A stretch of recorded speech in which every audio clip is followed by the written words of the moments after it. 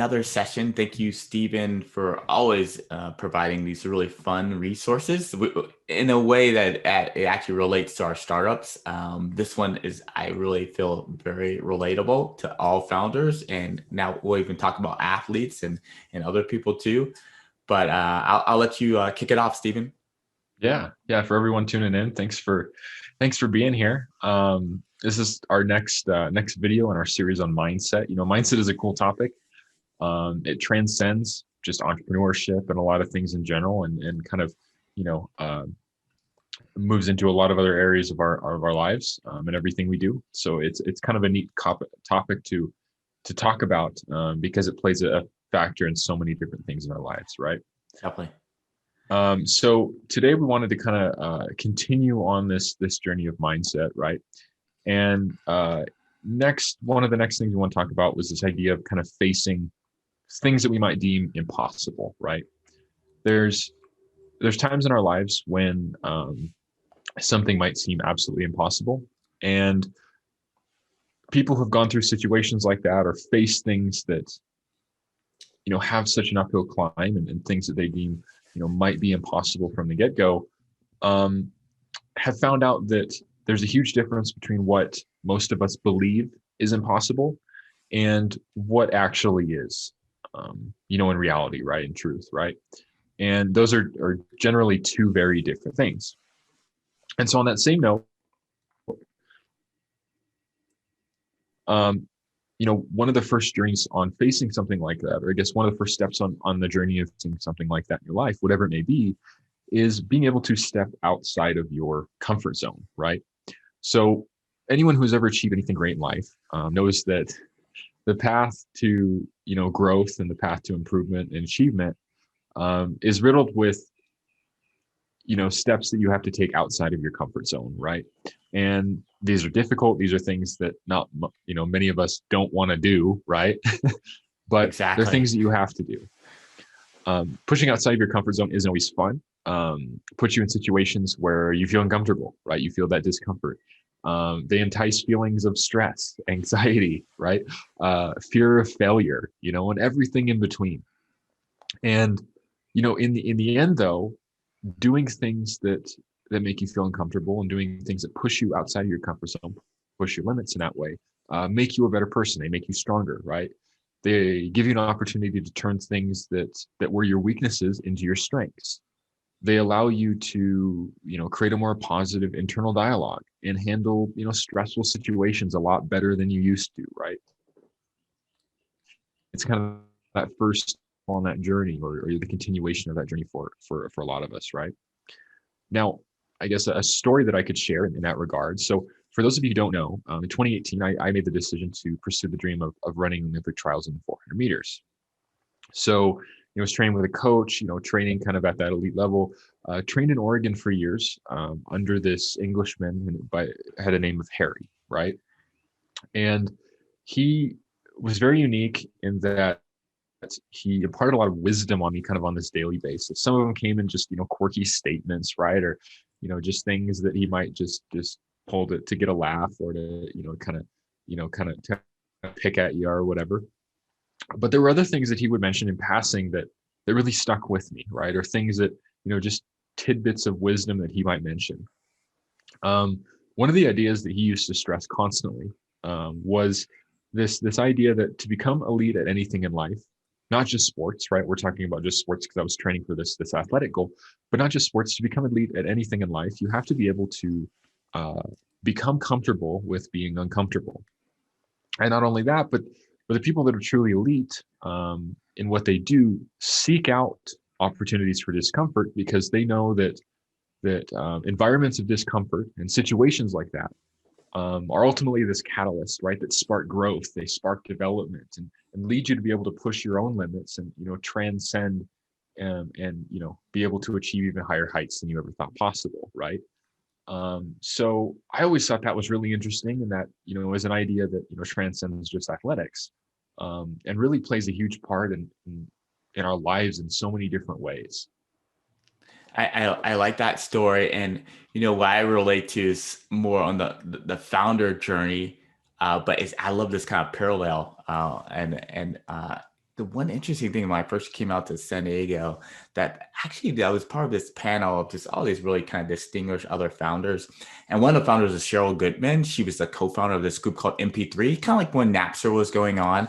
And the one thing that struck me in what she actually was saying is that she said, there's actually something really wrong with me. She said, I really thrive in these kind of chaotic environments. I thought, oh, that's interesting for someone to say. But what she was saying was dead on. Usually, an environment of a startup is very similar to a very, like, it's kind of even came like even wartime, right? We talked with Ty Smith and recently Soleil, both did service.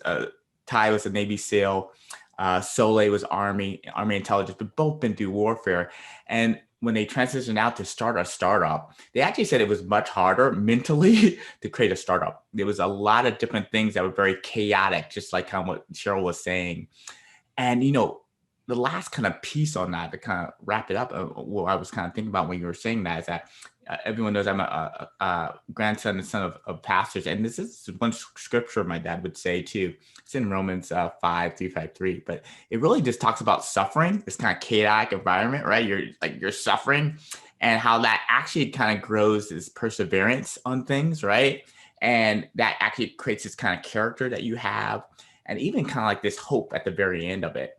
And I always feel like when founders are telling me about certain things that they're going through, I'm thinking, okay, they're actually growing and they're actually going to be some hope there too. But the main thing is actually allowing them just to know that this is just this path that everyone has to take. So I really love hearing your path too, Steven. And I know you have some other pieces to it, but hearing your path in this kind of Olympic kind of journey, it's been really fun to see it and understand how you deal with it, and how even some things, how you actually kind of persevere, how we can actually even tell, like, hey, Steven's persevering at this huge type of endeavor. I think you can persevere on some of the things that you're doing as a founder. But I always like hearing your story. Yeah, and it's been a very awesome opportunity, a very unique opportunity to be able to pursue something like that and be exposed to those type of situations right on that level. On the topic of military background and Yeah. and things like that. I know one of the materials that we talked about in terms of mindset, right, is this book Can't Hurt Me by David Goggins, right? And there's a lot of great stuff in there on mindset. And on the topic of the military and people who have gone through those type of experiences. So we had Ty Smith speak, and he's a Navy SEAL, right? And he talked a lot. He talked to perseverance, right? I mean, he's a Navy SEAL too, right? So he's gone through similar experiences. Definitely. And one of the things that I always thought was interesting in his story, right? Some kind of tidbit from, I'll share you kind of this tidbit from the book, is in going through Navy SEAL training and everything they went through, he met these twins, right? These two brothers. And now they went through different classes, different Navy SEAL classes. So, in the Navy SEALs, you go through all this different training. You go through things like, some crazy situations where you're put in a lot of discomfort, right? One of the most notable ones is Hell Week. So they go through this 4, 5, 6 days of this training where they push you to the limits, so mind, body, all that stuff, right? And there's a reason they call it Hell Week, but it was interesting because he talked about these two twins, right? These two brothers, and the experience that they had going through kind of SEAL training, being in different classes, right? One was ahead of the other. And so the first one goes through, training, goes through Hell Week, goes through all this stuff. And he always said that, these brothers were like inseparable, right? It's like, we all know, like twins that we know in our lives. It's crazy the connection they have, right? It's unreal. And it's really cool to be able to, experience that if you're not a twin, right? I'm not a twin, but if you know twins, it's like they have this connection that's, just like transcends just, the connections we have with other people, right? It's just amazing to be able to experience. And so he said these twins were, these brothers are like inseparable. They're like, just the connection between the two of them. But he said that he never experienced something like, so how well these twins were connected. The first one goes through Hell Week, and it's like he became a different person. It's like there was a this disconnect between them. It's like they weren't on the same page anymore. It's like one had become kind of this different version of themselves, going through that level of discomfort, just going through that week of Hell Week, right? Now that is, of course, an extreme experience, an extreme form of discomfort. And so he always thought it was interesting that, that first, when the first one went through and the second one hadn't gone through, that training yet, there was this almost disconnect between them, right? There was this this distance that hadn't existed before between these two twins. And that, you were able to kind of bridge that gap when the second one goes through Hell Week and goes through, SEAL training, right? And all of a sudden everything was the same again. And so I always thought that was interesting because, we have speakers like Ty Smith who shares their story, and, he shares his story on, not only going through SEAL training and, grit and perseverance and all the things that come in that, but also him being a founder, right? Going through experience, putting yourself on that level of discomfort as well. And it's interesting that, the way that he talks about it, the way that a lot of our founders talk about it, is that, regardless of whatever happens in that experience, success, you learn from it, you fall down, get back up, or you hit some level of achievement or success, you become a different person at the end of, pushing yourself through any level of discomfort, which I always thought was really interesting. And that twin story really kind of hit it home for me. So. That's great. And that person I was talking about, Cheryl Goodman, now she's kind of like the executive at Sony. She was a twin too. So she had all kind of twin stories about her being connected. And so it was great.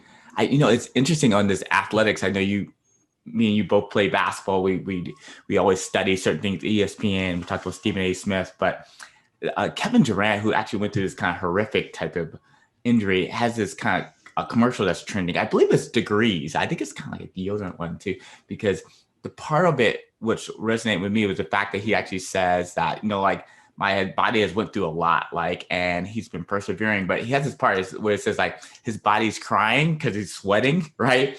But he has to kind of, it's this, I think he calls it kind of like tears of joy, which was like so interesting, him saying that, because I actually feel in a lot of ways, when you're pushing through things, yes, it's sorrowful. There's probably these tears, but I like how Kevin Durant said it's like the kind of tears of joy, because there's going to be things that will actually happen by him, like you said, persevering through that injury. Now he's actually back in the NBA doing really well. But I love that story.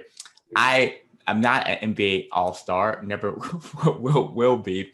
I can relate to a little bit, but I do relate more to when startups or founders tell me what they're going through. And there's this guy, his name is James Altucher, who actually created this book called Skipping the Line. I've just been reading some excerpts of it, but this is fact of you persevering. And he has this one story everyone knows about Edison, and he actually was he was trying to make the battery more efficient, and through that process, of course, it was light, but it was more in the fact that just those 9,000 ways he found out, one, that certain things weren't working. So James is always talking about in the book a couple of things: 1% better, which Steven always talks about, and then improving. But the other part, he actually said that these experiments that we do, these things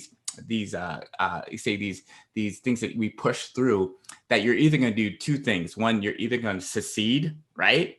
Or you're going to learn, right? It's win-win. He doesn't even use kind of failure. So I love that aspect of it too, that as you're persevering, you're either going to exceed at that step, or you're going to learn. And I think that's one good thing to have in your, if you want to call it, your mindset as you're going through things.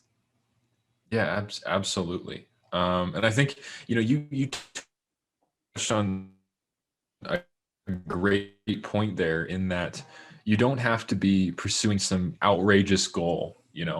Some people are great, just pursuing the highest heights that they can ever imagine, right? Yeah. And some people love those pursuits, but this isn't an idea that's specific to those type of goals, right? It plays a part in each and everything we do in even small situations in our lives, right? it's something that we have in our tool belt. You mentioned, this idea of hope, and, this idea of going through suffering, right? Situations of suffering, there's always an end to it, right? Yeah, It's always temporary, right? Which exactly. is, which is always a good mindset to have. And that's, I mean, it's the truth, right? No matter what bad situations you go through, there's always a light at the end of the tunnel. There's always hope, right? If you choose to open your eyes and look at it that way. And so, but even putting yourself through small situations of discomfort on a daily basis, on a weekly basis, right? Whatever it may be, right? It leads to just outrageous compounding over time. Whatever areas of life you choose to see fit, or you choose to use it in, right? You know, whether it's just small things that you do on a weekly basis, you're going to look back years later and say, wow, I've become a better version of myself, or a different version of myself, today than I was 2 years ago, than I was 5 years ago, right? Because of me, you know, slow or, slowly pushing my limits, right? Putting myself in these situations of discomfort, right? Forcing myself to, be accountable for my own weaknesses, face things like that, face where I've succeeded, face where I've failed, right? We talked about accountability before. It kind of Yeah, ties into that a little bit, right? it does. But, this idea of, you know, uh, pursuing discomfort in some way, shape, or form in our life to help us grow, help us improve, help us become a better version of ourselves, I think is a tool that each and every one of us have, right? No matter what our goals are, no matter what our aspirations are, it's it's this thing that we have in our back pocket, right? This tool that we can use to help us along our way, and to, help us along our journey. Well, I think that's a good way to end it and sum it up. And Stephen, thank you again for reading this. It's been all trending with what you're doing, even for some of our startups. So it's definitely a great resource for them too. And yeah, thank you again, Stephen.